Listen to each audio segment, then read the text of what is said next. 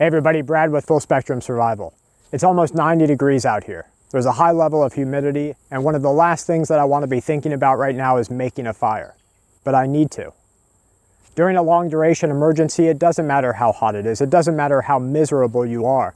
A fire is one of your most important tools. And often the rainy season, one of the times that you don't want to be thinking about making a fire, you need to the most. You need to think about it early in the day. Because as you get out, all of your wood might be soaking wet. All of your tinder might already be ruined. And tinder procurement is going to be a major objective of yours. We did a survival card recently for our Patreon members on Tinder Hoof Fungus, also called horse's hoof fungus or Fomes fomentarius. Now this is a fungus that grows on trees. You're going to be able to find it in the wild. Otzi the Iceman, who is a staple of preparedness in our community, carried this with him thousands and thousands of years ago. Before mankind knew how to char materials by making things like char cloth out of cotton or even charring natural materials, they knew about horse's hoof fungus. What happens is this is a fungus that grows into the broken bark of trees. It's often a sign of a decaying or dying tree.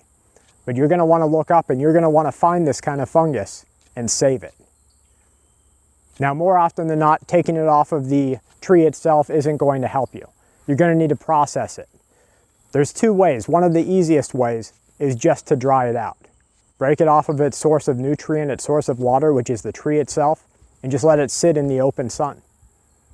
There's another way to process it by boiling it, shaving off the layer that is the fungus that will catch the tinder, shaving off that layer and boiling it in water. And ashy water helps. And then letting that dry. But I want to show you today the way that I put on the survival card and the absolute easiest way to make a fire using Tinder Hoof Fungus. One of the first steps you guys know is finding tinder. And as you can see, everything around me is green. It's the middle of the rainy season. It's hot and beautiful. But I do have some dead plants here. I have some that have already fruited, some flowers that have already bloomed, and they're starting to die off. So I'm going to go ahead and collect those and put them in my tinder pouch.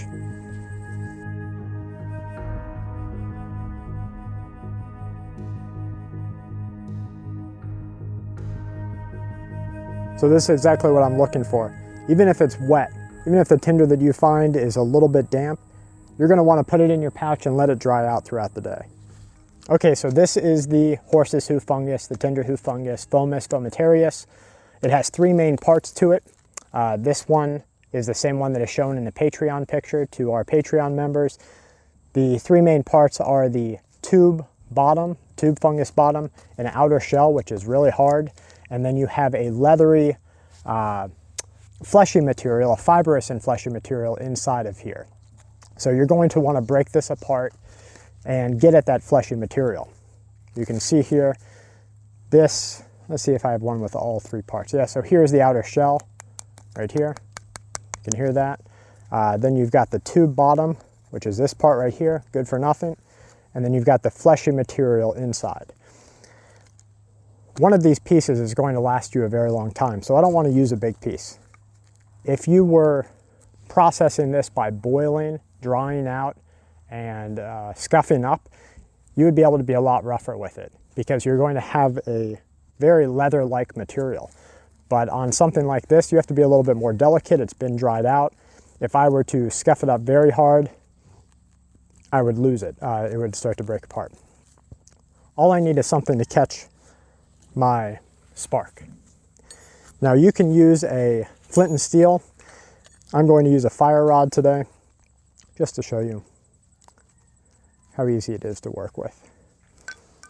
Now I've got my tinder, which we collected right here. And what I'm going to do is just place I collected, of course, more than I need. I'm going to just place the lit Tinder Hoof Fungus right inside of here and let the cotton-like and fibrous material of this tinder catch. And then I'm going to take it over to a teepee fire lay that I set up. So let's get a spark on here now and I can show you exactly what it looks like.